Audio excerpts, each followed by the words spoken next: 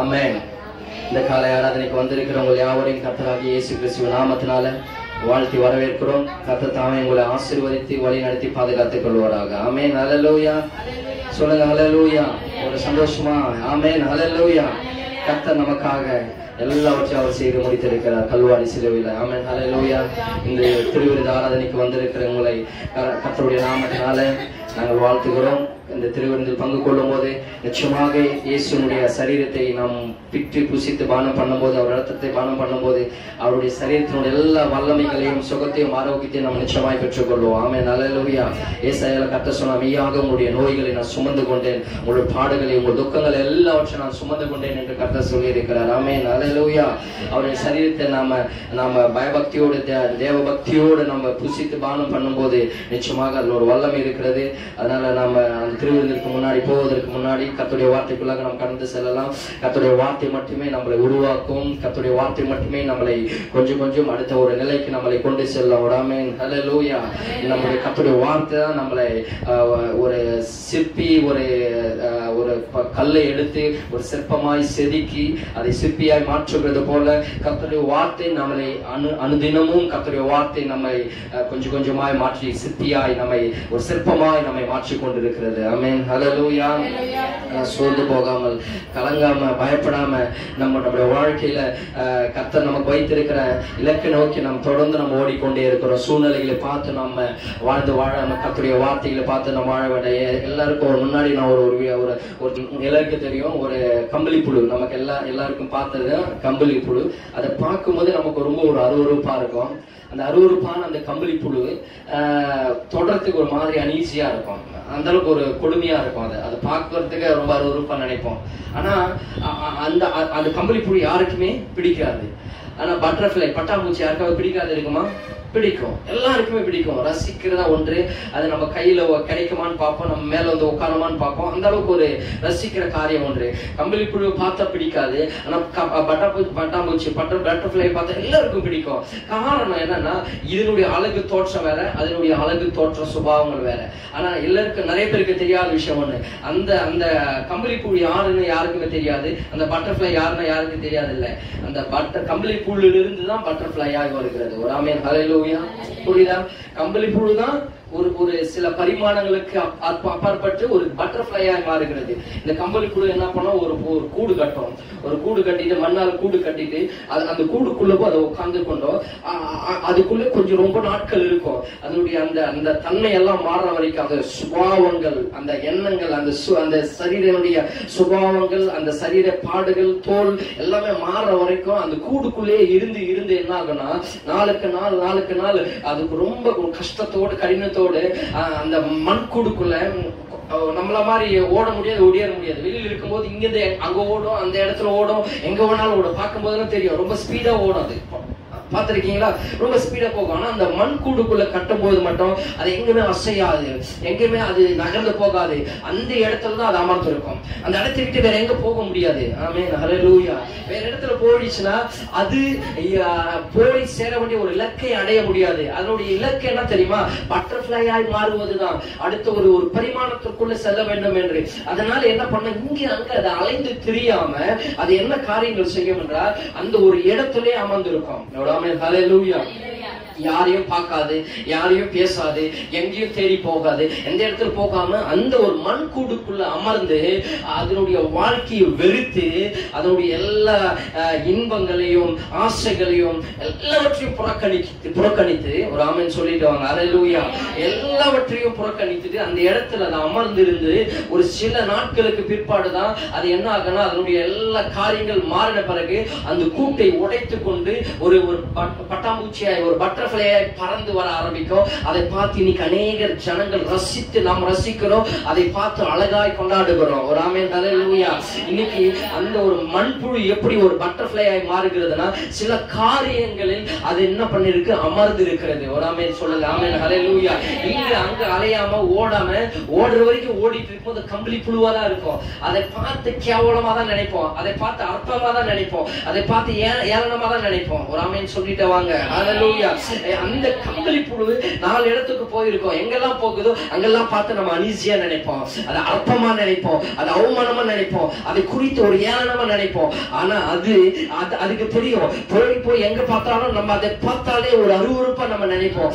என்னைக்கு அது கூடுக்குள்ள வந்து உட்கார்ந்து அமர்ந்து இருக்கிறதோ அன்றைக்குதான் அதனுடைய வாழ்க்கையில் படிகள் மேல போக போக அதனுடைய வாழ்க்கைக்கான அர்த்தத்தை அதை அறிந்து கொண்டு அதை அமர்ந்து இருக்கும் பொழுது அந்த வாழ்க்கையினுடைய தொடக்கம் ஆரம்பிக்கப்படுகிறது. ஒரு ஆமென், ஹல்லேலூயா.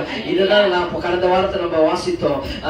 என்ன வாசித்தோம்? சங்கீதம் 46:10 வாசித்தோம். சங்கீதம் 46வது அதிகாரம் 10வது வசனம். நீங்கள் அமர்ந்திருந்து நானே தேவன் என்று அறிந்து கொள்ளுங்கள், ஜாதிகளுக்குள்ளே உயர்ந்திருப்பேன், பூமியிலே உயர்ந்திருப்பேன். ஒரு ஆமென், ஹல்லேலூயா. எத்தனை பேருக்கு ஞாபகம் இருக்கிறது? கடந்த வாரத்தில் நம்ம வாசித்தது. நீங்கள் அமர்ந்திருந்து அப்படின்னா நீங்கள் ஒரு இடத்துல அமருங்க, சும்மா இருங்க, அமைதியா இருங்க. நம்ம சொன்னோம், அதுதான் சொன்னோம், என் பாத்திரம் அமைதியினால் நிரம்பட்டோம். ஆண்டவர் கிட்ட கேட்கணும், ஆண்டவரே எனக்கு என்ன அறியாம எக்கச்சக்கமா எனக்கு கோபம் வருகிறது, எரிச்சல் வருகிறது, என்னை கண்ட்ரோல் பண்ண முடியாத அளவுக்கு என்னுடைய சிந்தை ஏதோ பண்றது என்று இருக்கலாம். இனி கர்த்தர்கிட்ட கேட்கணும், ஆண்டவரே என் பாத்திரத்தை அமைதியினால் நிரப்புங்க. ஆண்டவரே எனக்கு அமைதியை தாங்க, எனக்கு சாந்த குணத்தை தாங்க, எனக்கு சமாதானத்தை தாங்க, எனக்குள்ள ஒரு அமைதி வரட்டும் ஆண்டவரே என்று ஆண்டவர்கிட்ட கேட்டு நம்ம பெற்றுக்கொள்ளணும். அதான் கர்த்தர் சொல்லுகிறார், உங்கள் பாத்திரத்தை நான் அமைதியினால சமாதானத்தினால நிரம்ப பண்ணுவேன் என்று கர்த்தர் சொல்லி இருக்கிறார். என்றைக்கு உங்களுக்கு சமாதான அமைதி வருகிறதோ அன்றைக்கு வாழ்க்கையை நீங்கள் கற்று வாழ ஆரம்பிக்கிறீர்கள் என்று அர்த்தம். ஒரு ஆமென் சொல்லுங்க. ஹல்லேலூயா. அப்ப நான் சொல்றேன், நீங்கள் அமர்ந்து இருக்கணும்னா எங்க தெரியுமா? இந்த ஒரு கம்பளி புழு போல அது எங்கெல்லாம் போகுதோ அங்கெல்லாம் அற்பமா நினைப்பாங்க, அவமானமா நினைப்பாங்க. இன்னைக்கு நிறைய நேரத்துல நம்ம எங்கெல்லாம் போறோம், 4 பேர் பாக்குறதுக்காக போறோம், இல்ல 4 பேர்கிட்ட பேசுறதுக்காக போறோம், இல்ல எங்கெல்லாம் கூப்பிடுறாங்க அங்கெல்லாம் ஓடுறோம். ஒரு ஆமென், ஹல்லேலூயா. யாரு கூப்பிடுறானோ அங்க ஓடிடும். எவன் கூப்பிட போறான் பேசுறதுக்கோ இல்ல கதை பேசுறதுக்கோ இல்ல வேற எந்த காரியத்திற்கோ அங்கெல்லாம் நம்ம ஓடி விடுகிறோம். போகும்போதெல்லாம் வரும்போது என்ன ஆகணும்? ஏதாவது ஒண்ணு நம்மை காயப்படுத்தி இருப்பாங்க, நம்ம உள்ளத்தை உடைத்திருப்பாங்க, நமக்குள்ள ஏதோ ஒண்ணு பேசியிருப்பாங்க. ஃபர்ஸ்ட் பேசும்போது நல்ல ஒரு சந்தோஷமா இருக்கிறது போல தெரியும். ஆனா அந்த முடிவுல பார்க்கும்போது நமக்குள்ள ஒரு காயம் ஏற்பட்டிருக்கும், நம்ம குறித்து அவமானமா பேசியிருப்பாங்க. வெளிப்படையாய் பேசவில்லை என்றாலும் அது இன்டைரக்டாய் நமக்குள்ள நம்மை காயப்படுத்துகிற அளவுக்கு நம்மை குறித்து ஒரு ஏளனமாய் பேசியிருப்பதை நாம் அப்புறம் உணர்வோம். சிலருக்கு அப்பவே உணர்ந்து கொள்வோம், சிலருக்கு வீட்டுக்கு வந்த பிறகுதான், சிலருக்கு அதை நம்ம யோசிக்கும் போது நம்மை குறித்து தான் இப்படி ஏளனமாய் பேசினார்கள், நம்மை குறித்து இப்படிதான் நம்ம இகவாய் பேசினார்கள் என்று நாம சிந்திக்கிறது உண்டு. ஆமென், ஹல்லேலூயா. ஒரு விஷயத்தை கர்த்தருடைய வார்த்தையிலிருந்து தெரிந்து கொள்ளணும். நாம என்றைக்கு நீங்கள் அமர்ந்திருக்க கற்றுக்கொள்றீங்களோ இங்க அங்க ஒரு நம்ம ஓடாம, ஒரு ஆமென், ஹல்லேலூயா. எப்படி சொல்றது, ரொம்ப லோக்கலா சொல்ற நம்ம பயன்படுத்துற வார்த்தை ஒரு எப்படி சொல்றாங்கன்னா ஒரு ஓடுகாலின்னு சொல்லுவாங்க. அது மாதிரி இங்க அங்க ஓடாம கர்த்தருடைய சமூகத்தில் எப்ப நீங்கள் காத்திருக்கிறீர்களோ, எப்ப அமர்ந்திருக்கிறீர்களோ அப்பொழுதுதான் நீங்கள் பிரசித்தி பெற கர்த்தர் உங்களை வழி நடத்துகிறார் என்று அர்த்தம். இந்த கம்பளி புழுவை போல நீ வெளி உலகத்தை எல்லாம் மறந்து, இன்பத்தை ஆசைகள் எல்லாம் மறந்து நீங்கள் கர்த்தருடைய சமூகத்தில் காத்திருக்கும் போது, அமர்ந்திருக்கும் போது நிறைய துன்பங்கள் வரும், போராட்டங்கள் வரும், நெருக்கடிகள் வரும், ஏளனங்கள் வரும், அவமானங்கள் வரும், அங்கலாய்ப்பு வரும், கஷ்டங்கள் வரும்.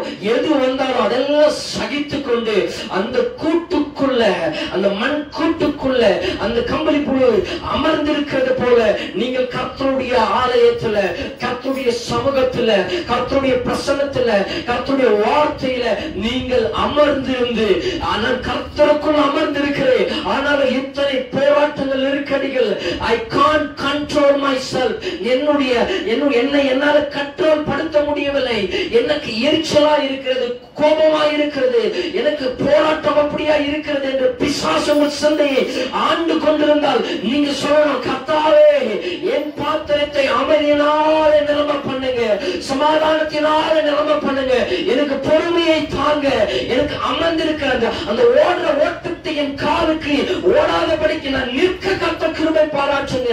எதுக்கர்த்தால இங்க அங்க ஓடி ஓடி அலைந்து என் வாழ்க்கை தொலைத்துக் கொண்டிருக்கிற எனக்கு ஒரு ஓடாமல் நின்று கொண்டு அமர்ந்து கொண்டு நீங்கள் ஆண்டவரே உம்மை நாங்கள் யார் என்று அறிந்து கொள்ள கர்த்தர் எங்களுக்கு கிருபை பாராட்டுங்க, தயவை கொடுங்க என்று நாம் கர்த்தர்கிட்ட கேட்கும் பொழுது எல்லா சூழ்நிலைகளையும் கடந்து எல்லா நிலையும் கடந்து கர்த்தர் உங்களுக்கு ஒரு பட்டர்ஃப்ளை, ஒரு பட்டாம்பூச்சி போல ஒரு பறக்கிற வாழ்க்கை கர்த்தர் வைத்திருக்கிறார். ஒரு ஆமென், ஹல்லேலூயா. நான் சொல்லட்டுமா, அன்னைக்கு இந்த கம்பளி புழு தானா வெளியில போகும்போது அதை எல்லாருமே என்ன பண்ணாங்க? ரிஜெக்ட் பண்ணாங்க. எல்லாருமே ரிஜெக்ட் பண்ணாங்க. அதை உதாசீனப்படுத்தினார்கள், அதை ஏளனப்படுத்தினார்கள், அதை ஒதுக்கி தள்ளினார்கள். ஆனா அது கொஞ்ச காலம் அமர்ந்திருக்கும் பொழுது, பொறுமையாய் சகித்திருக்கும் போது, சகித்துக் கொண்டது, எல்லாவற்றையும் சகித்துக் கொண்டது, எல்லா இன்னல்களையும் பாத்தீங்கன்னா அந்த கூட்டுக்குள்ள பயங்கரமான ஒரு இருட்டுல வெளிச்சத்தை பார்க்க முடியாது. ஒரு ஆமென். காற்றை கரெக்டா சரியாய் சுவாசிக்க முடியாது. அதுக்கடுத்து இயற்கை காட்சிகளை பார்க்க முடியாது. மற்ற காரியங்கள் இந்த உலகத்தை பார்க்க முடியாது. வெளியில போய் என்னால் தண்ணி குடிக்கிறதுனால முடியாது. எல்லாவற்றையும் சகித்துக் கொண்டு அந்த கூட்டுக்குள் அதை அடங்கி இருக்கும் பொழுதுதான் அதனுடைய வாழ்க்கையினுடைய அர்த்தத்துல அது கொஞ்ச நாட்களுக்கு பிற்பாடு தானாய் பறக்க ஆரம்பிக்கும். அதை யாராலும் கண்ட்ரோல் படுத்த முடியாது. அது தானாய் ஒரு பறவை போல அதை பறக்க இங்கே அங்க பறந்து கொண்டிருக்கும். அதை பார்ப்பவர்கள் எல்லாம் ரசிப்பார்கள். அதை பார்க்கிறவர்கள் எல்லாம் அதை குறித்து பெருமையாய் பேசுவார்கள். இன்னைக்கு அன்பானவர்கள், இந்த காலைகளில் கூட பார்த்து சொல்றேன், நீங்க இப்போ ஓடுனீங்கன்னா உங்களை ஒதுக்குவார்கள், ரிஜெக்ட் பண்ணுவாங்க, உங்களை ஏளனப்படுத்துவாங்க, உங்களை அவமானப்படுத்துவாங்க, உங்களை உதாசீனப்படுத்துவார்கள். எப்ப நீங்க ஓடுறதை நிறுத்துங்க. நீங்க போய் வெளியில போயிட்டு நீங்க தலை காட்ட வேண்டியது இல்ல. நான் வெளியில போயிட்டு இவங்க கிட்ட போறேன், இல்ல அவங்க கிட்ட போறேன், இல்ல அங்க போறேன், இங்க போறேன், இல்ல நான் இப்படி பண்றேன், என்னால கண்ட்ரோல் படுத்த முடியல, நான் கோபமா பேசுறேன், எப்படியாவது என்ன இப்படி பேசிட்டான், அவ இப்படி பேசிட்டா, இல்ல இவங்க இப்படி பேசிட்டாங்க, நான் எப்படியாவது கூட திருப்பி பேசணும், என்னால முடியல என்று நீங்கள் அதை கண்ட்ரோல் பண்ணாம விட்டதை விட நீங்க அதை கட்டுப்படுத்திக் கொண்டு கர்த்தருடைய சமூகத்தில் அமைதியாக அந்த எல்லா வித ஏளனத்தோடு நீ கர்த்தருடைய சமூகத்தில் அமர்ந்திருந்து கர்த்தாவே நீங்க என்று சொல்லி அவரை நீங்கள் கொஞ்சம் அதை சகித்துக் கொள்ளுங்க. நாட்கள் வரும். கர்த்தர் ஆண்டவர் சொன்னார், நீங்கள் அமர்ந்திருந்த நானே தேவன் என்று அறிந்து கொள்ளுங்கள் என்று சொன்னாரே. கர்த்தர் தேவன் என்று அறிந்து கொள்கிற நாட்களில கர்த்தர் உங்களை பறக்க செய்வார். அன்னைக்கு நீங்கள் வெளியில போய் பரவிவீர்கள். உங்கள் புகழ்ச்சி பேரும் பறக்க ஆரம்பிக்கும். உங்கள் வாழ்க்கை உயர ஆரம்பிக்கும். உங்கள் பிள்ளைகள் உயர ஆரம்பிப்பார்கள். உங்கள் வாழ்க்கையின் எதிர்காலம் பிரகாசமா இருக்கும். அன்றைக்கு நீ போகிற இடமெல்லாம் செழிப்பா இருக்கும், மகத்துவமாய் சந்தோஷமா இருக்கும். உன்னை புறக்கணித்தவர்கள், உன்னை ரிஜெக்ட் பண்ணினவர், உன்னை ஒதுக்கினவர், அது கணவனா இருக்கட்டும், மனைவியா இருக்கட்டும், அது பிள்ளைகளா இருக்கட்டும், பெற்றோரா இருக்கட்டும், சொந்த பந்தங்களா இருக்கட்டும், உடன்பிறப்புகளா இருக்கட்டும், வேலை எச்சமானா இருக்கட்டும், இல்லை யார் உங்களை நேசிக்கிற யாராக இருக்கட்டும், கர்த்தர் சொல்லும் போது நீ வெளியில வா. எத்தனை பேர் என்னோட புரியுது? கர்த்தர் சொல்ற வரைக்கும் அந்த கூட்டுல அமர்ந்துருங்க. கர்த்தருடைய சமூகத்தில் பிரசன்னத்தில் அமர்ந்துருங்க. ஊழியக்காரரா என்ற ஊழியத்தில் ஒரு தேவனுடைய சமூகத்தில் நீங்கள் அமர்ந்திருந்து கர்த்தர் சொல்லும் போது வெளியில வரும்போது கர்த்தர் உங்களை உயர்த்துவார். அற்புதங்களினாலும் அடையாளங்களினாலும் அதிசயங்களினாலும் உங்கள் வாழ்க்கையை கர்த்தர் உயர்த்தி அழகு பார்ப்பார். பட்டர்ஃப்ளையை போல நீங்கள் பறக்க ஆரம்பிப்பீர்கள், உயர ஆரம்பிப்பீர்கள், உயர எழும்ப ஆரம்பிப்பீர்கள். கர்த்தர் உங்களை நிறைவாய் அப்படி நடத்துவார். ஆமென், ஹல்லேலூயா. பக்கத்து சொல்லுங்க, அது வரைக்கும் கூட்டுல அமைதியா இரு, கூட்டுல அமைதியா இருங்க. பீ ஸ்டில். அமைதியா இருங்க, கர்த்தர் பார்த்துக் கொள்ளுவார். ஆமென், ஹல்லேலூயா. என்ன நெருக்கங்கள், என்ன போராட்டங்கள் உங்க வாழ்க்கையில் வந்தாலும் நீங்கள் அமைதியா இருக்கும் போது தேவன் உங்கள் வாழ்க்கையில பெரிய காரியங்களை செய்ய அவர் வல்லமையுள்ளவரா இருக்கிறார். ஆமென், ஹல்லேலூயா. சரி, இப்போ நம்ம சொல்லலாம், நான் அமைதியா இருக்கிறேன்.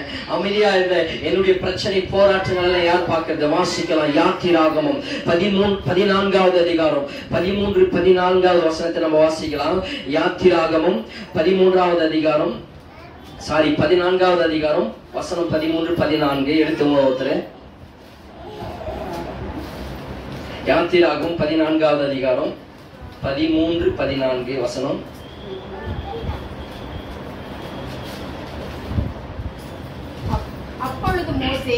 அப்பொழுது மோசே ஜனங்களை நோக்கி பயப்படாதிருங்கள், நீங்கள் நின்று கொண்டு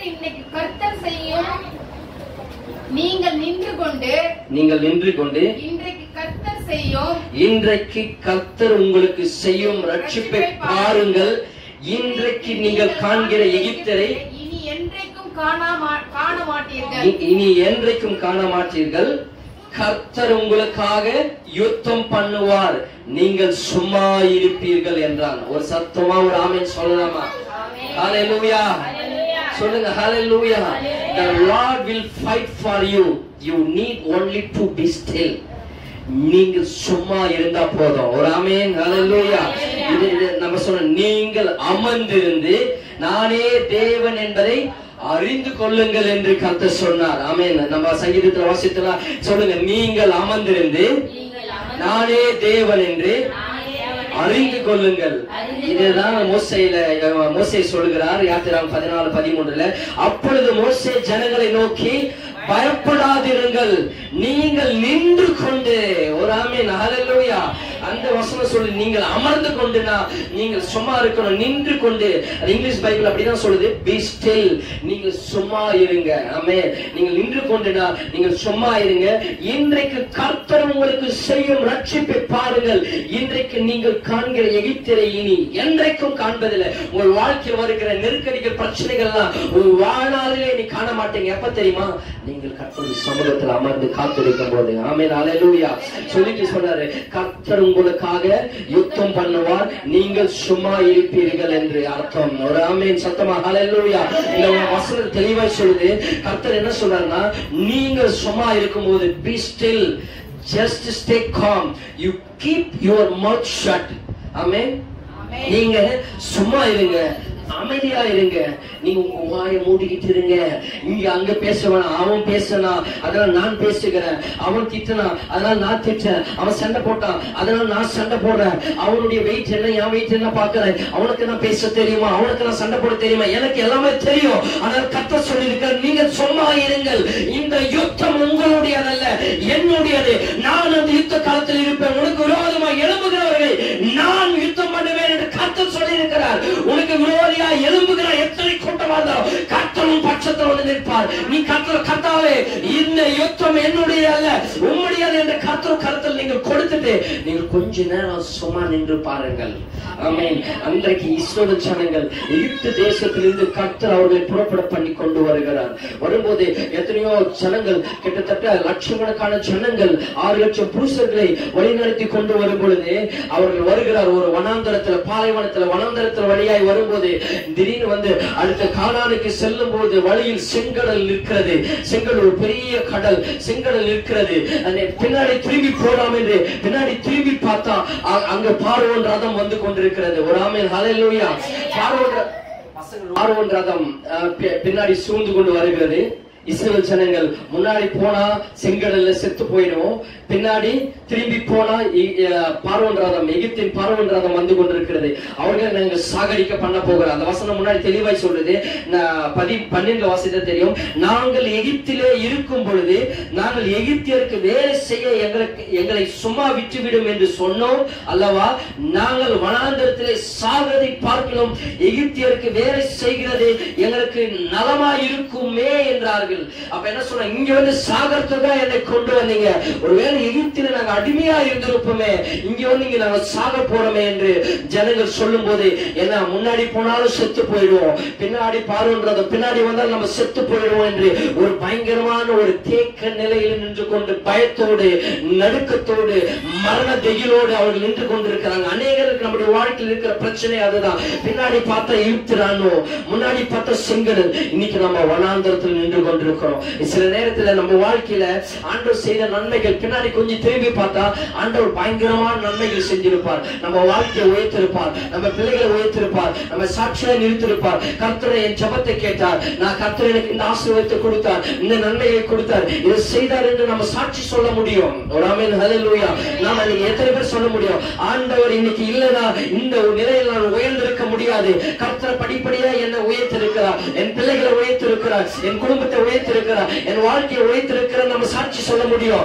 ஆனா இன்னைக்கு என் வாழ்க்கையை பார்த்தா இன்னைக்கு ஒரு வனாந்தரத்தில் நின்று கொண்டிருக்கிறேன். கர்த்தர் எனக்கு செய்த நன்மைகள் ஆசீர்வாதங்கள் எல்லாம் எங்க போனது என்று தெரியல. அந்த அளவுக்கு ஒரு வசதியாய் வாழ்ந்து கொண்டிருந்த நான் இன்னைக்கு இந்த சூழ்நிலையில பார்க்கும்போது ஒரு தனிமையில நின்று கொண்டிருக்கிறேன். முன்னாடி போனாலும் நான் என் வாழ்க்கை எதிர்காலம் என்னன்னு எனக்கு தெரியல. இனி வாழ்வா சாவா என்று தெரியல. இனி இவ்வளவு கடன் பிரச்சனைகள், இவ்வளவு நெருக்கடிகள், இவ்வளவு போராட்டங்கள், இவ்வளவு அவமானங்கள் இருக்கிறது. இனி நான் வாழ்வதா சாவதா, என் வாழ்க்கை இனி வாழ முடியுமா, இனி ஒரு அடி என்னால் முன்னாடி வைக்க முடியுமா என்று ஒரு குழப்பத்தோடு ஒரு நடுக்கத்தோடு ஒரு பயத்தோடு இன்னைக்கு நின்று கொண்டிருக்கலாம். ஆனால் கர்த்தர் என் வாழ்க்கையில பின்னாடி திரும்பி பார்க்கும்போது அவ்வளவு சாட்சியா என்னை நிறுத்தி இருக்கிறார். ஆனா இன்னைக்கு என் வாழ்க்கையில் ஒன்றுமே எல்லாமே ட்ரையா இருக்கிறது, எல்லாமே என் வாழ்க்கையில் ஒன்றும் இல்லை என்று ஒரு தேக்க நிலையில இன்னைக்கு நீங்கள் யோசித்துக் கொண்டிருக்கலாம். உங்க வாழ்க்கை முன்னே போனாலும் முடிஞ்சிடும், பின்னாடி திரும்பி போனாலும் என் வாழ்க்கை முடிஞ்சிடும் என்று ட்ரை பண்ணி இன்னைக்கு என் வாழ்க்கை எல்லாமே முடிஞ்சிச்சுன்னு நினைச்சிட்டு இருக்கலாம். ஆனா கர்த்தர் சொல்றாரு, ஒன்னும் பண்ணாதீங்க, என் சமூகத்துல வந்து அமர்ந்திருங்கள். மார்த்தாள் மரியாதை போல, மார்த்தாளும் பற்பல வேலைகளை குறித்து கவலையா இருந்தால், மரியாதை ஒரு நல்ல ஒரு பங்கை தெரிந்து கொண்டு கர்த்தருடைய சமூகத்தில் அமர்ந்திருந்தால், ஒரு ஆமென் சொல்லுங்க, ஹல்லேலூயா. கர்த்தருடைய சமூகத்தில் அமர்ந்திருந்தால் நல்ல பங்கை தெரிந்து கொண்டால் என்று கர்த்தர் இயேசு கிறிஸ்து சொல்லி இருக்கிறார். அன்பானவர்கள், உங்களுடைய நல்ல பங்கு என்ன தெரியுமா? கர்த்தருடைய சமூகத்தில் நீங்கள் அமர்ந்திருக்கணும். நீங்கள் யுத்தம் பண்ணுவதை காட்டிலும், நீங்கள் சண்டை போடுவதை காட்டிலும், நீங்கள் போராடுவதை காட்டிலும், நீங்கள் கர்த்தருடைய சமூகத்தில் நீங்கள் அமர்ந்திருக்கும் போதே கர்த்தர் உங்கள் வாழ்க்கையில மகத்துவமான காரியங்களை அவர் செய்ய வல்லமையுள்ளவராக இருக்கிறார். ஆமென், ஹல்லேலூயா. இன்னைக்கு நான் சொல்றேன், எங்கள் வாழ்க்கை அற்புதமாக ஆண்டவர் நடத்தினாரு. இனி அந்த அற்புத வாழ்க்கை எனக்கு கிடைக்குமா என்று, அந்த ஆசீர்வாதம் முன்னேற்றம் எனக்கு கிடைக்குமா என்ற ஒரு சந்தேக சூழ்நிலையில் நீங்கள் அமர்ந்து கொண்டிருந்தாலும், இப்போ இந்த ஒரு வீழ்ச்சி, இந்த வீழ்ச்சியில் இருந்து நான் எழுந்திருப்பனா, இந்த மரண பள்ளத்தாக்கில் இருந்து நான் எழுந்திருப்பேன் என்று நீங்கள் அதை குறித்து ஒரு குழப்பத்தோடு இந்த சத்தத்தை கேட்பீர்கள்.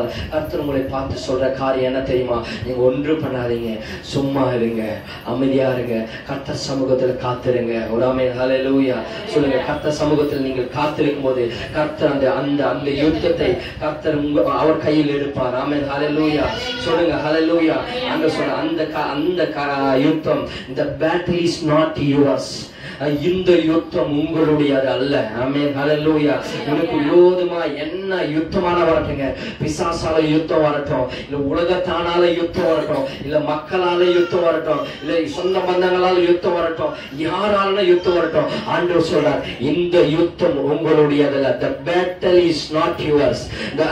The war, இந்த போர் உங்களுடையதல்ல, இந்த சண்டை உங்களுடையதல்ல. கர்த்தர் சொல்றார், அது என்னுடையது. ஆமென், ஹல்லேலூயா சொல்லுங்க, ஹல்லேலூயா. நீங்கள் அமர்ந்திருக்கும் போது என்ன நடந்துச்சு தெரியுமா?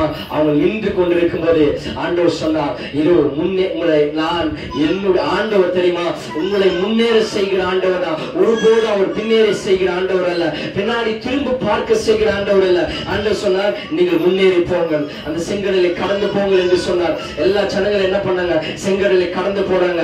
ஆண்டவர் செங்கடலை இரண்டாய் பிளக்கிறார். ஒரு அற்புதம் நடக்கிற அவ்வளவு பெரிய கடல், அந்த கடலை ஆண்டவர் இரண்டாய் பிளந்து ஒரு வழியை உண்டாக்குகிறார். எல்லா ஜனங்களும் அந்த வழியாக கடந்து செங்கடலை தாண்டி அவர்கள் அக்கறைக்கு போன பிறகு இதே எகிப்து தேசத்துடைய ராணுவம் வருகிறது.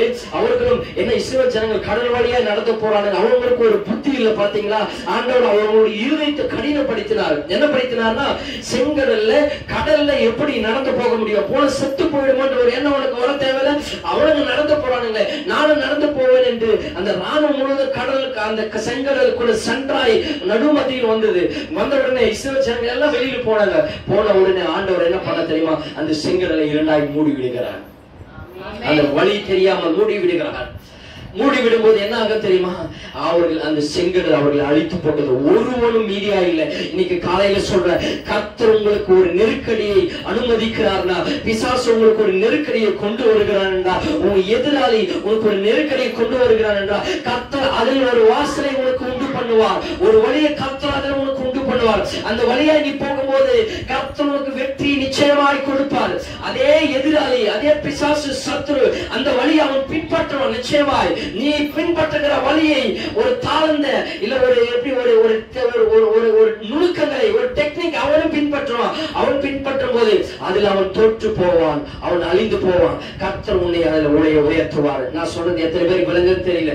கர்த்தர் உனக்கு ஒரு தரிசனத்தையோ ஒரு தரிசனத்தையோ இல்ல ஒரு யோசனையோ ஒரு நோக்கத்தை கர்த்தர் உனக்கு கொடுக்கிறார்னா அதை நீங்கள் பின்பற்றும் போது அதை ஜெயிப்பீங்க. இதே பிசாசு எதிராளி உன்னை ஃபாலோ பண்ணிட்டு வருவான். ஒரு ஆமீன் சொல்லணுமே என்னோட. ஹல்லேலூயா. நீ ஒரு செய்யணும், அவன் பின்னாடி வருவான். இப்போ ஒன்னு சொல்றேன், நீ உன் பிள்ளைய போயிட்டு நீ ஒரு எம்பிபிஎஸ் படிக்க வைக்கணும்னு நினைப்ப, அவன் பின்னாடியே வருவான். அவன் பிள்ளைய எம்பிபிஎஸ் படிக்க வைக்கணும்னு நினைப்பான். ஒரு ஆமீன். ஹல்லேலூயா. நீ ஒரு பிசினஸ் பண்ணணும்னு நினைப்ப, அவனும் அதே பிசினஸ் பண்ண உன் பின்னாடி வருவான். நான் சொல்றதை புரிஞ்சுக்கணும். ஒரு ஆமீன். ஹல்லேலூயா. நீ போயிட்டு ஏதாவது ஒரு வேலையில ஜாயின் பண்றனா அவன் அதே வேலையில வரணும் அப்படின்னு பின்பற்றுவான். நீ இல்ல ஏதாவது ஒண்ணு வாங்குறனா அவனும் அதே வாங்கணும்னு பின்பற்றுவான். ஒரு ஆமீன் சொல்லுங்க. ஹல்லேலூயா. நீ கார் வாங்கணும், அவன் கார் வாங்கணும்னு வாங்குவான். நீ ஒரு வீடு கட்டணும், அவனும் வீடு கட்டணும்னு நினைப்பான். நீ ஒரு கம்பெனி ஒரு பிசினஸ் ஸ்டார்ட் பண்ணணும்னு நினைச்சா அவன் ஒரு பிசினஸ். இது மாதிரி உன்னை பின்தொடர்ந்து அவன் வருவான். ஏன்னா நீ செய்கிறதை பார்த்து சில நேரத்தில் நீ செய்யும் போது கர்த்தர் உனக்கு அற்புதம் செய்திருக்கிறார், கர்த்தர் உன்னோடு இருக்கிறார் என்று அவனுக்கு தெரியாது. அல்லேலூயா. நீ செய்யறதெல்லாம் வாய்க்கும் என்று நீ பாப்பாவ என்ன நம்ம கூட இந்த ஒன்றும் இல்லாம இருந்தா கர்த்தர் நீக்கு உயர்த்தி கொண்டிருக்கிறார். அவன் செய்கிற காரியங்கள் ஆசீர்வாதத்தில் வெற்றியும் மகத்துவங்களை பார்த்து கொண்டிருக்கிறார். நாம் அதை செய்வோம், அவனை பின்தொடரும். அவனுக்கு சரி சமமாய் நான் நிற்பேன், அவனுக்கு ஈக்குவலாய் நான் நிற்பேன் என்று அந்த வேலை செய்ய ஆரம்பிப்பான். ஆனா இன்னைக்கு கர்த்தருடைய வார்த்தை வெளிப்பாடா இதை சொல்லுகிறேன். கர்த்தருடைய பிள்ளைகளுக்கு செங்கடல் பாதையை கொடுக்கும். கர்த்தருக்கு விரோதமாய் இருக்கிறவனுக்கு அதே செங்கல் அழிவை கொண்டு வரும். அல்லேலூயா. நான் சொல்றேன், எத்தனை பேருக்கு நீ ஒரு வேலையை ஒரு காரியத்தை செய்கிறேன் என்றால் கர்த்தர் உனக்கு அனுமதிக்கிறார், கர்த்தர் உனக்கு அந்த வாசலை திறக்கிறார். அது திறக்கும் போது அது ஆசீர்வாதமாய் உனக்கு முடியும். உன்னை பார்த்து அவன் காப்பி அடித்துக் கொண்டு அவன் பின்னாடி வரும்போது அவன் வருகிற மாதிரி தெரியும், பாதி தொலைவு நடந்து போற மாதிரி தெரியும், பாதி தொலைவு வாழ்க்கை செழிப்பா இருக்கிற மாதிரி தெரியும், அவன் வாழ்க்கை ஆசீர்வாதமா இருக்க தெரியும், அவன் பிசினஸ் நல்லா இருக்கிற போல தெரியும். ஆனா பாதியில அவன் மூடி போவான், அந்த வாழ்க்கை ஒன்றுமில்லாம போகும் என்பது அவனுக்கு தெரியாது. ஏன்னா கர்த்தர் உனக்குள்ள ஏன் தெரியுமா? இந்த யுத்தம் கர்த்தர்கிட்ட கொடுத்துட்டீங்க. இந்த யுத்தம் கர்த்தருடையது. எத்தனை பேருக்கு நான் சொல்றது புரியுது? என்னோட எத்தனை பேர் வரீங்க? ஒரு ஆமென். ஹல்லேலூயா. சொல்லுங்க ஹல்லேலூயா. இந்த யுத்தம் கர்த்தருடையது. சொல்லுங்க, இந்த யுத்தம் கர்த்தருடையது. நீங்க ஒரு காரியத்தை நீங்கள் செய்றீங்கன்னா கர்த்தர் உங்களுக்கு அதை வெற்றியாய் வாழ்க்கை பண்ணுவார். ஆமென். சொல்லுங்க ஹல்லேலூயா. சொல்லுங்க ஹல்லேலூயா. அந்த காலவேளை உங்களை பார்த்து சொல்றேன், நீங்கள் ஒரு காரியத்தை கர்த்தர் உங்களுக்கு சொல்றாரு இல்ல கொடுக்கிறாருன்னா நீங்கள் அதை செய்யும் போது உங்களுக்கு அதில் ஆசீர்வாதத்தின் வெற்றி கனியை புசிப்பீர்கள். ஒரு ஆமென். ஹல்லேலூயா. ஹல்லேலூயா. மற்றவனை பின்னாடி பார்க்காத, என் பின்னாடி வரான், நான் செய்யறேன் அதை செய்யறத நீ பார்க்காதீங்க. உன்னோடு இருக்கிறவர் கர்த்தர். ஆமென். ஹல்லேலூயா. உனக்கு விரோதமாய் உன்னை அழிக்கணும் என்று அவன் நினைத்து உன் பின்தொடர்றான் பார்த்தீங்கன்னா அவன் அழிந்து போவான். கர்த்தர் அவனை அழிப்பார். ஆமென். ஹல்லேலூயா. அந்த சத்துருவை கர்த்தர் அழிப்பார். இன்னைக்கு நான் இந்த காலவேளையில சொல்றேன், இந்த செங்கடல் உங்களை அழிக்காதே, இந்த செங்கடல் உங்களை அழிக்காதே, இந்த வனாந்தரம் உங்களை அழிக்காதே, இந்த பாலைவனம் உங்களை அழிக்காதே, இந்த எகிப்து ராணுவம் உங்களை அழிக்காது. கர்த்தர் உங்களோடு இருக்கிறார். ஒரு சத்தமா ஒரு ஆமென். ஹல்லேலூயா. சொல்லுங்க ஹல்லேலூயா. இந்த யுத்தம் உங்களுடையதல்ல. பக்கத்துல சொல்லுங்க, இந்த யுத்தம் உங்களுடையதல்ல, இந்த யுத்தம் கர்த்தருடையது. ஆமென். ஹல்லேலூயா. உனக்கு விரோதமாய் எவன் வந்தாலும் சரி, உனக்கு விரோதமாய் உருவாக்கப்படும் எந்த ஆயுதமும் வாழ்க்காதே போகும். கர்த்தர் உன்னோடு கூட இருக்கிறார். இரண்டாவது காரியம் நம்பர் 2 இரண்டாவது வாசிக்கலாம். 2 நாளாகவும் 20வது அதிகாரம் 15வது வசனத்தை வாசிக்கலாம். சகல யூத கோத்திரத்தாரே, சகல யூத கோத்திரத்தாரே, எருசலேமின் குடிகளே, எருசலேமின் குடிகளே, ராஜாவாகிய யோசபாத்தே, கேளுங்கள். நீங்கள் அந்த ஏராளமான கூட்டத்திற்கு பயப்படாமலும் கலங்காமலும் இருங்கள் என்று கர்த்தர் உங்களுக்கு சொல்லுகிறார். இந்த யுத்தம் உங்களுடையதல்ல. இங்கேயும் ஆண்டவர் அதான் சொல்றாரு, அங்கேயும் ஆண்டவர் மோசே கிட்ட சொல்றாரு, இந்த யுத்தம் உங்களுடையதல்ல, நீங்கள் சும்மா இருங்கள் என்று. இங்க கர்த்தர் சொல்றாரு, யோசேப்பாத்தை பார்த்து ஆண்டவர் சொல்ற வார்த்தை, இந்த யுத்தம் உங்களுடையதல்ல, இது கர்த்தருடையது, தேவனுடையது என்று ஆண்டவர் சொல்லுகிறார். பாதுகாத்து 17 வாசிங்க. இந்த யுத்தத்தை பண்ணுகிறவர் நீங்கள் அல்ல, இந்த யுத்தத்தை பண்ணுகிறவர் நீங்கள் அல்ல, யூத மனுஷரே, எருசலேமின் ஜனங்களே, நீங்கள் தரித்து நின்று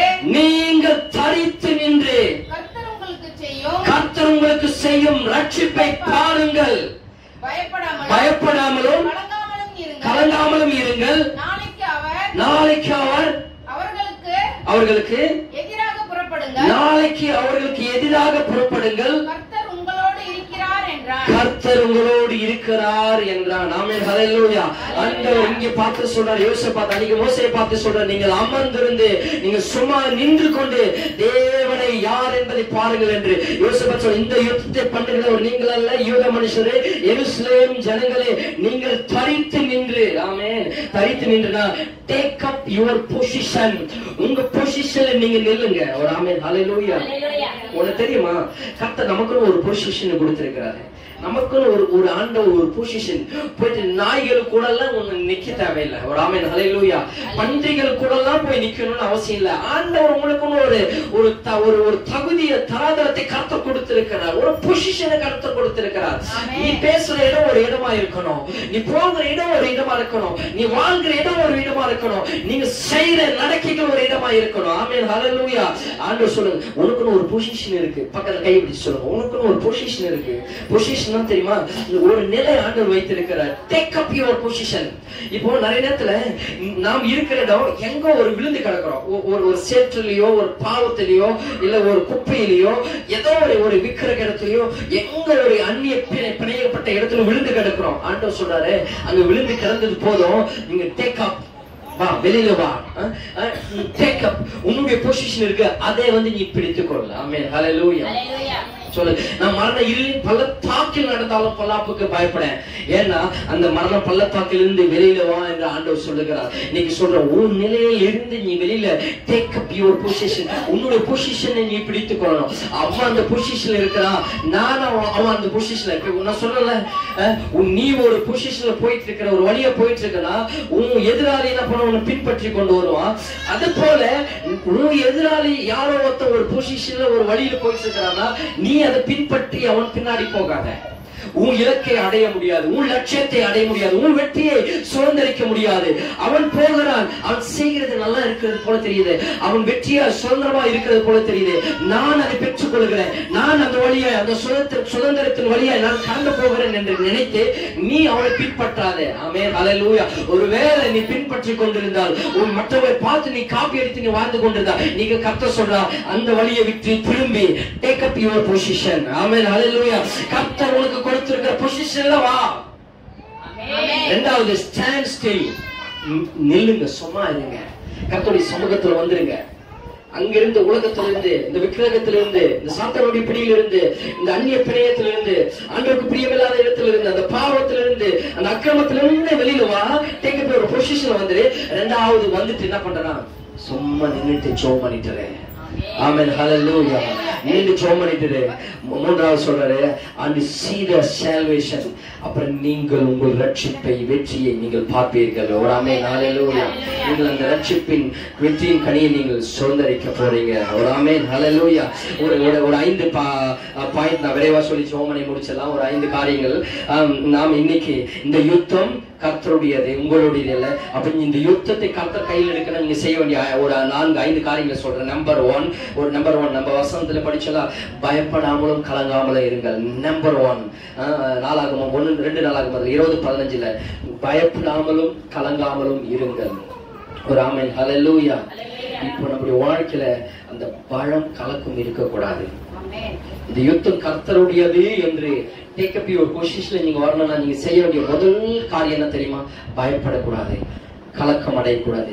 திடீர்னு என்ன ஆகுமோ என்ற ஒரு பயம், எதிர்காலத்து குறித்து பயம், பிள்ளைகளை குறித்து பயம், வேலையை குறித்து பயம், நம்ம கடனை குறித்து பயம், எல்லாவற்றை குறித்து ஒரு பயம் இருக்கும். சில நேரத்துல பாத்தீங்கன்னா ஒரு கலக்கம் நமக்குள்ள, அப்படியே நம்ம உள்ள கலக்கிற போல ஒரு கலக்கம் ஏற்படும். அப்படியே உயிர் போற மாதிரி ஒரு கலக்கம் திடீர் என்று ஏற்படும் நமக்கு. ஆமென், ஹல்லேலூயா. எதோ குறித்தோ இந்த ஒரு கலக்கம், ஆண்டவர் சொல்றாரு, அந்த பயத்தையும் கலக்கத்தையும் நீங்கள் விற்று விடுங்கள். அப்படி விட்டுட்டீங்கன்னா எப்பேற்பட்ட யுத்தமா இருந்தாலும் கர்த்தர் நின்று நிற்பார். ஆமென், ஹல்லேலூயா. கர்த்தர் நிற்பார். அப்ப நீங்க அந்த பயத்தை, கலக்கத்தை நீங்கள் விடும் பொழுது கர்த்தர் உங்களுக்காக யுத்தம் பண்ணுவார்.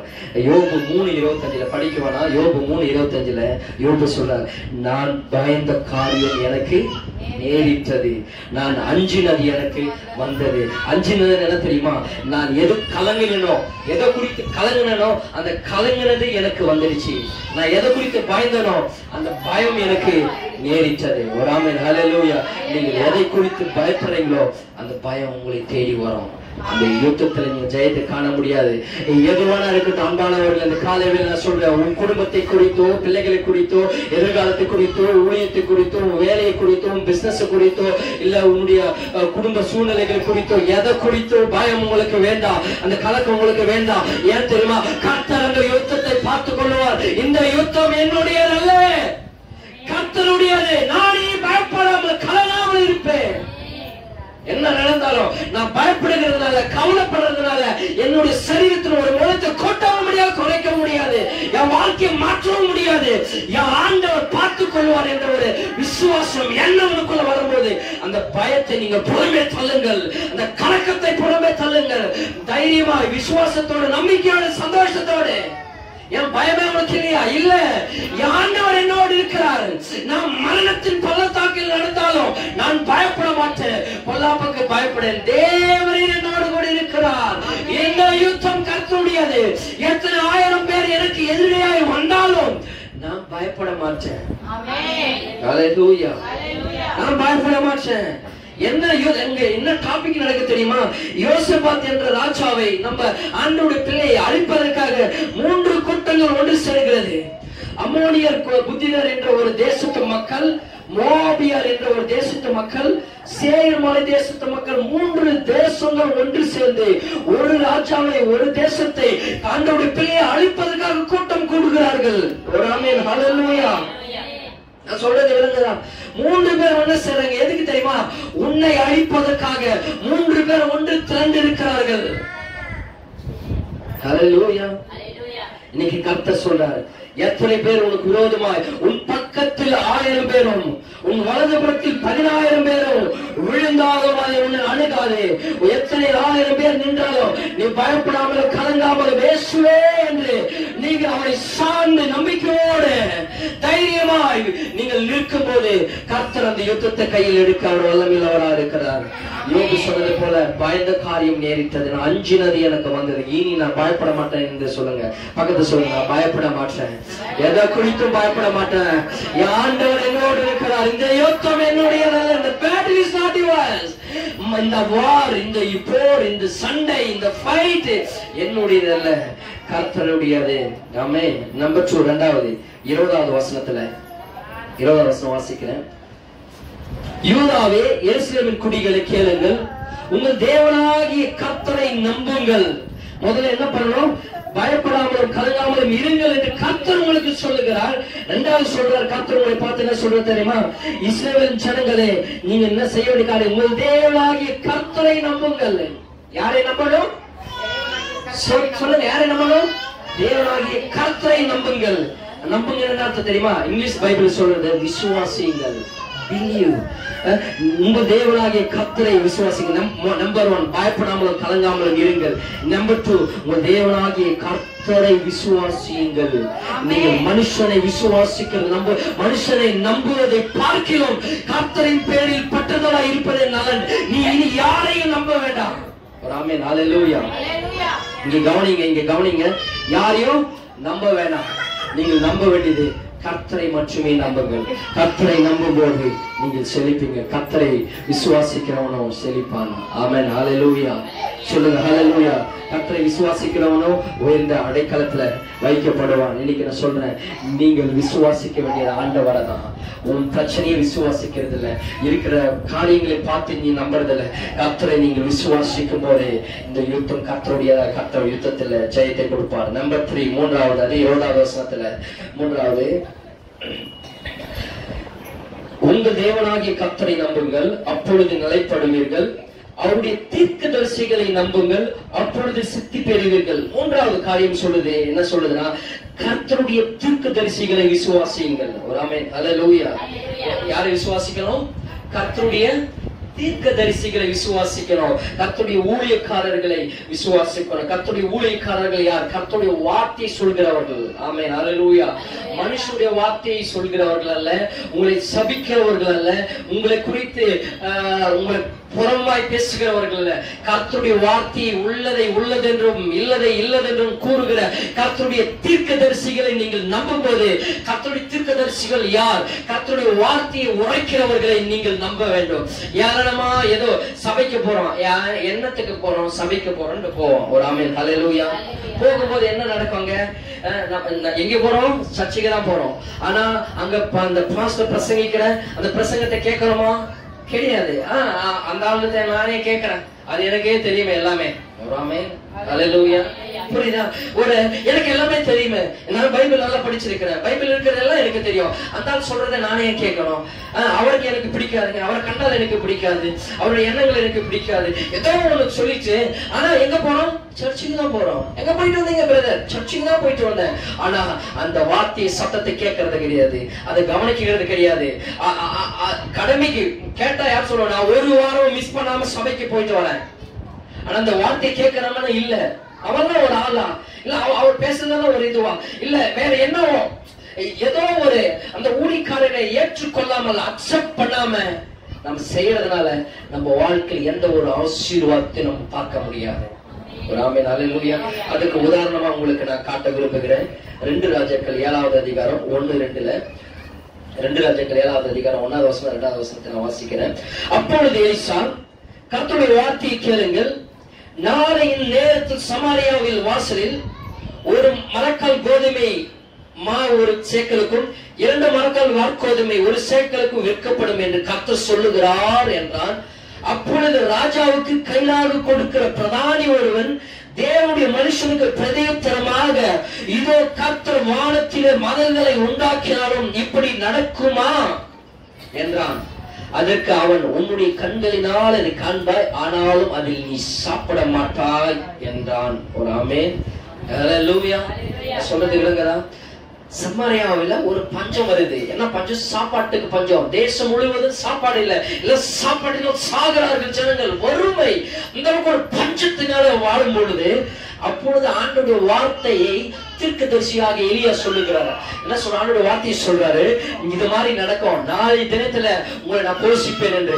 எத்தனை முறை கர்த்தருடைய நான் சொல்லியிருக்கிறேன், கர்த்தர் உங்களை உயர்த்துவார், கர்த்தர் உங்களை ஆசீர்வதித்துவார், கர்த்தர் உங்களை மேன்மைப்படுத்துவார், கர்த்தர் உயர்வான ஸ்தானங்களை வைப்பார், உங்களை வாழாக்காமல் தலையாக்குவார், நீ கீழாகாமல் மேலாகுவார், அநேக ஜாதிகளுக்கு கடன் கொடுப்பார், நீயோ கடன் வாங்க மாட்டாய், கர்த்தர் உன் பிராண அழிவு விலைக்கு மீட்டிருக்கிறார் என்று எத்தனை முறை உழைத்திருக்கிறோம்.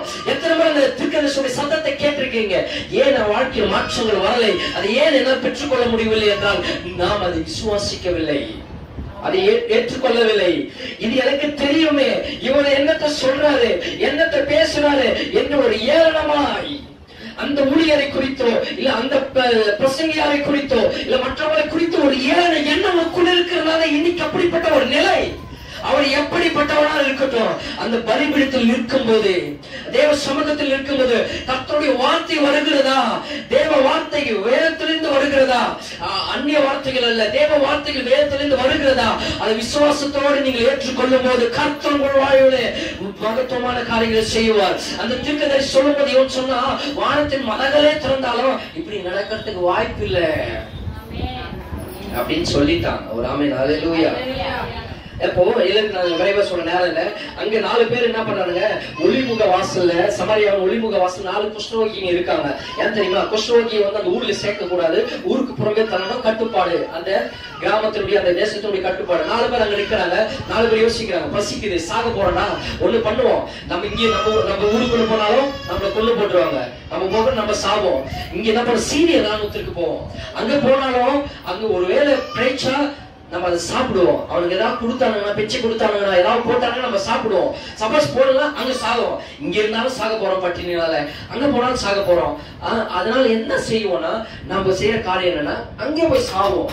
ஒருவேளை கர்த்தர் மனசுல வச்சா அங்க நம்ம சாப்பிடுவோம் என்று சொல்லிட்டு அவங்க என்ன பண்றாங்க? புறப்பட்டு போக ஆரம்பிக்கிறாங்க. போக ஆரம்பிக்கும் அந்த சம்பவம் நடக்கிறது. அங்க போய் பாக்குறாங்க, சீரிய ராணுவத்துக்குள்ள அவங்க போய் பார்க்கும்போது என்ன நடக்குதுன்னா, அங்க ஒருவரும் இல்ல. ஆடு மாடு மிருக ஜீவன் குதிரைகள் எல்லாம் பொருட்கள் ஆசைகள் எல்லாமே இருக்கிறது. ராணுவத்தினுடைய ஒரு ஆள் அங்க இல்ல. ஏன்னா ராணுவத்திற்கு எங்க இருந்தாலும் ஆகாரம், நல்ல ஒரு செழிப்பான ஆகாரம் உண்டாயிருக்கும். யாருமே இல்லாத இவர்கள் பார்த்து நல்லா வயிற்றுல சாப்பிட்டு அது ஒருத்தர் சொல்றான், இந்த நாள் நற்செய்தி அறிவிக்கும் நாள், இதை போய் நம்ம ஊர்ல சொல்லணும், இந்த பாவம் நம்ம மேல, இந்த சாபம் நம்ம மேல விழுவோம், நம்ம வரைக்கும் சாப்பிட்டு உயிரோடு இருக்கிறது நல்லதில்லை, நம்ம ஜனங்களுக்கு நம்ம போய் சொல்லணும்னு சொல்லிட்டு ஒருவன் சொல்லிட்டு ஓடி வரான். துணிந்த தேசத்துக்குள்ளே வரக்கூடாது, கட்டுமானத்தை மீறி துணிந்து உள்ள வந்து அந்த கைலாக்கு பிடிக்கிற அவங்க கிட்ட எல்லாம் சொல்றான்.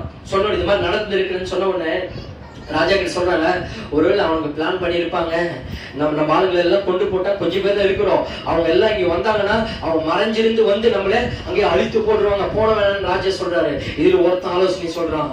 சொல்லும் போது நம்ம என்ன பண்றோம், வேவு பார்க்கறதுக்கு ஒரு 5 பேர் அனுப்புவோம், 5 குதிரைகளோட நம்ம வீரர்களை அனுப்புவோம், அவங்க போய் பார்க்கட்டும், பார்த்துட்டு எல்லாம் ஓகேன்னா வந்து சொல்லட்டும், நம்ம எல்லாரும் போய் அதை கொள்ளையிடலாம். அப்படி இல்லையா அவங்க 5 பேரோட சாகட்டும் சொல்லிட்டு 5 பேர் அனுப்பும் போது அங்க போகும்போது எந்த பிரச்சனையும் இல்லாத எல்லாத்தையும் நல்லா சாப்பிட்டு எல்லாம் வாரி கொண்டு வந்து தேசத்து ராஜாவுக்கு சொன்ன உடனே தேசமே போய் அங்க கொள்ளையிட்டு அங்க இருக்கிறது எல்லாமே வாரிக்கொண்டு, வேதம் சொல்லுகிறது 3 நாள் கொள்ளையிட்டார்களாம். ஒரு ஆமென் ஹல்லேலூயா. எல்லாமே கொள்ளையிட்டு என்ன பண்ணாங்க, அதை வாரிக்கொண்டு அவங்க வராங்க. ஒரு ஆமென் ஹல்லேலூயா. மாறிக்கொண்டு அவங்க வந்த உடனே இந்த இந்த இந்த சொன்னா பாத்தீங்களா, 2வது வசனம் சொன்னல, இந்த கைலாகு பிடிக்கிறவன் என்ன பண்ணானா, அது ஒளிமுக வாசல் நின்று இருந்தா. 17வது வசனம் வாசிக்கிற, ராஜா தனக்கு கைலாகு கொடுக்கிற அந்த பிரதானியை ஒளிமுக வாசலில் விசாரிப்பாய இருக்க கட்டளையிட்டு இருந்தான். ஒளிமுக வாசலில் ஜனங்கள் அவனை நெருங்கி மிதித்ததினால ராஜா தேவனுடைய மனுஷனிடத்தில் வந்த போது சொல்லியிருந்தபடியே அவன் செத்து போனான். ஹல்லேலூயா. 2 மரக்கால் கோதுமை 1 சேக்கலுக்கும், 1 மரக்கால் கோதுமை கோதுமை 1 சேக்கலுக்கும் நாளை நேரத்தில் சமாரியாவின் ஒளிமுக வாசலில் விற்கும் என்று தேவனுடைய மனுஷன் ராஜாவோடு சொன்னதையபடியே நடந்தது. ஒரு தீர்க்கதரிசி, ஒரு ஊழியக்கான தேவனுடைய சமூகத்தில் கர்த்தருடைய வார்த்தை சொல்லுகிறார் என்றால் கர்த்தருடைய வார்த்தை சொன்னபடியே நடக்கும். வானம் பூமி ஒழிந்து போனால் கர்த்தருடைய வார்த்தைகள் வரும்போது வழியாது. கர்த்தர் அந்த தீர்க்கதரிசிக்குள்ள ஒரு அபிஷேகத்தை வைத்திருக்க அந்த வார்த்தையை சொல்லும்போது அது சொன்னபடி நடக்கும். அதற்கு அந்த பிரதானி தேவனுடைய மனுஷனுக்கு பிரதித்திரமாக, இதோ கர்த்தர் வானத்தின் மலைகளை உண்டாக்கினாலும் இந்த வார்த்தையின்படி நடக்குமா என்று சொல்ல இவன், இதோ உன்னுடைய கண்களினால் அதை காண்பாய், ஆனாலும் அதில் நீ சாப்பிட மாட்டாய் என்றான். அந்த பிரகாரமாக தானே அவனுக்கு நடந்தது. ஒளிமுக வாசலிலே ஜனங்கள் அவனை நெருங்கி மிதித்தனால் அவன் செத்து போனான். ஒரு ஆமென் ஹல்லேலூயா சொல்லுங்க. ஹல்லேலூயா. நான் முடிக்கிறேன். அப்போ விசுவாசம் இல்லாம எல்லாருமே சாப்பிட்டாங்க, அவன் விசுவாசிக்காதவன் சாப்பிடல, ஆனா அவன் பார்த்தான், செத்து போனான். இன்னைக்கு நான் உங்களை பார்த்து சொல்றேன், நீங்க கர்த்தருடைய வார்த்தையை கொண்டு வருகிற ஊழியக்காரையை, தீர்க்கதரிசிகளை கனம் பண்ணுங்கள், ஏற்றுக்கொள்ளுங்கள். அந்த வார்த்தையை கர்த்தர் பேசுகிறார் என்று எடுத்துக்கொள்ளுங்கள். அவர் எப்படிப்படியானா இருக்கட்டும், தேவனுடைய சமூகத்தில் வந்து இருக்கும்போது அந்த வார்த்தை தேவன் பேசுகிறது, தேவனுடைய சத்தம், தேவனுடைய வார்த்தை, தேவனுடைய வாழ்ந்து புறப்படுகிற வார்த்தை என்று நீங்கள் எடுத்துக்கொள்ளும் போது அந்த மனுஷன் நிமித்தமாய் கர்த்தர் பேசுறதில்லை, உனக்கு நிமித்தமாய், உன் நிமித்தமாய் கர்த்தர் அந்த மனுஷனோட அந்த வார்த்தையை வைக்கும் போது, அந்த வார்த்தையை நீ ரிசீவ் பண்ணும்போது, பெற்றுக்கொள்ளும் போது, ஏற்றுக்கொள்ளும் போது அது உன் வாழ்க்கையில மகத்துவத்தை உண்டாக்கும். ஆமென் ஹல்லேலூயா. கர்த்தர் நம்பர் 3 கர்த்தருடைய தீர்க்கதரிசி விசுவாசிகள். நம்பர் 4 22வது வசனத்துல கர்த்தரை துதியுங்கள். ஆமென் ஹல்லேலூயா. அப்ப என்ன பண்றாருன்னா கர்த்தரை துதிக்கிறன்றாரு. என்ன பண்ணாருன்னா யோசபாத்து பாடுறவங்க எல்லாம் முன்னாடி அனுப்புறாரு, சண்டை போடுறவங்க எல்லாம் பின்னாடி நிக்க வச்சிட்டாரு. ஆமென் ஹல்லேலூயா.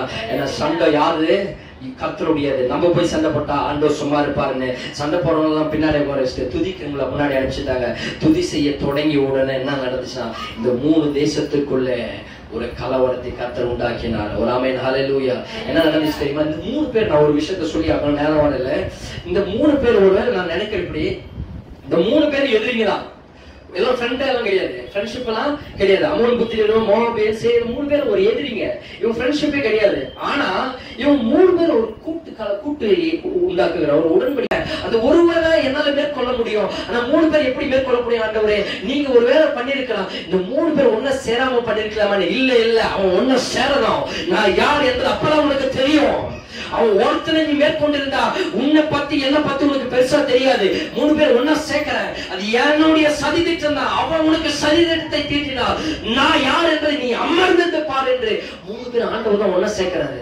சேர்த்துட்டு 3 பேரையும் ஒவ்வொருவரையும் வெட்ட வைக்கிறாரு. ஆமென் ஹல்லேலூயா. எனக்கு சொல்றேன், உனக்கு விரோதமா, உன் ஊழியத்திற்கும், உன் குடும்பத்திற்கும், உன் பிள்ளைகளுக்கு உனக்கு எதிரடியா விரோதமா எவ்வளவு பேர் கூட்டம் கூடாத போடட்டும், அவனுக்குள்ளே கர்த்தர் ஒரு கலக்கத்தை ஏற்படுத்தி ஒரு மரணத்தை கர்த்தர் கொண்டு வருவார்.